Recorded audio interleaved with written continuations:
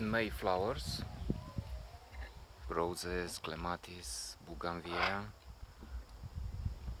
white, I don't know what, macaws, roses, bamboo, Margaret, more roses in the back, and some clematis, irises.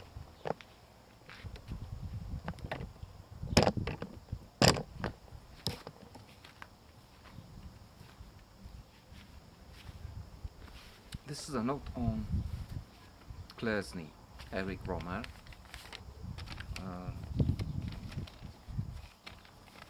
a genius, fabulous director who has a few films on the New York Times list of best 1000 movies ever made. There's this one, Claire's Knee. There's Love in the Afternoon. But for now, we talk about Claire. Well, not so much about her as about her knee. Laura, Aurora, and Jerome. These are the main characters of this interesting narrative, which is sexual, romantic. It's philosophizing about love, attraction, friendship.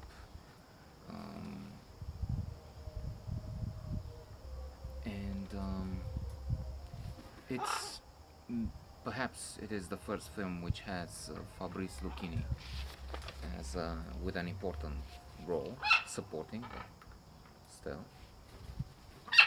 And we have this character, Jerome. He is the hero, who meets with his old friend Aurora, and they talk about Bucharest, Romania, where they met. He was a cultural attaché. They had a relationship, and now they're just friends discussing their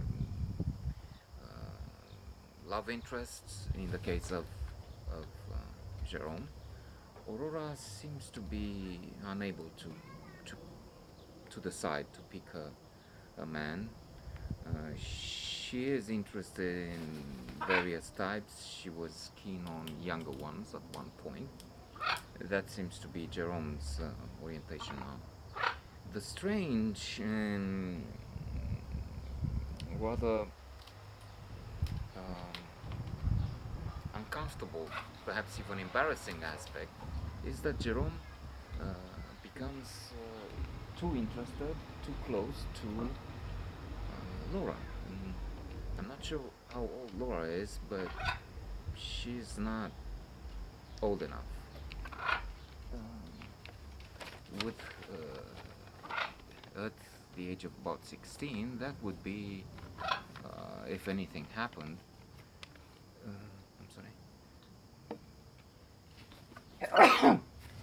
statutory rape in most civilized countries.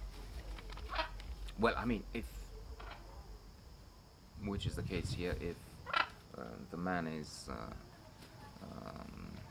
considerably older, if the two have consented sex and they're both 16, I think that's fine. But otherwise, it makes sense. It could be an older man taking advantage of his position, skills of manipulating people, whatever, and getting the girl, the poor girl, into a situation which is not at all good. So it is a bit of a Lolita story for a while. It's true that to begin with, the girl is more interested in him. She thinks she loves him. Laura thinks she's in love with Jerome.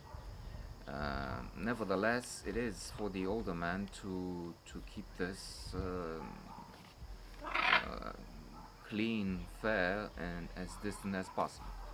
Only he does go ahead on a trip with her, and I would say only this kisses her.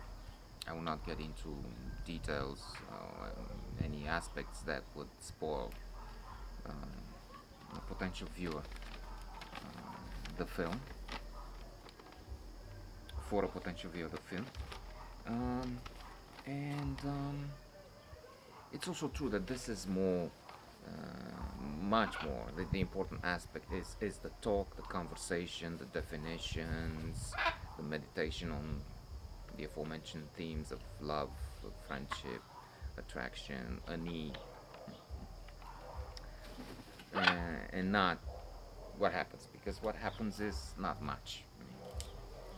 The worst thing maybe that can we can anticipate, apart from what you will not know, is that the friend of Laura at one point takes Jerome's boat and comes too close to the shore and annoys the bathers and enters a conflict that is building up some tension with the man who is in charge with the visitors. Otherwise, the film is thought-provoking, inviting one to really enjoy the serenity, the images. There's a beautiful lake, mountains, the conversations. What I thought is odd, and I was not too keen on that, Aurora has a manner of speaking which I didn't like. It's a foreign accent. Maybe she's from here, but it wasn't a style that I liked anyway. Otherwise, the film is excellent. And at one point,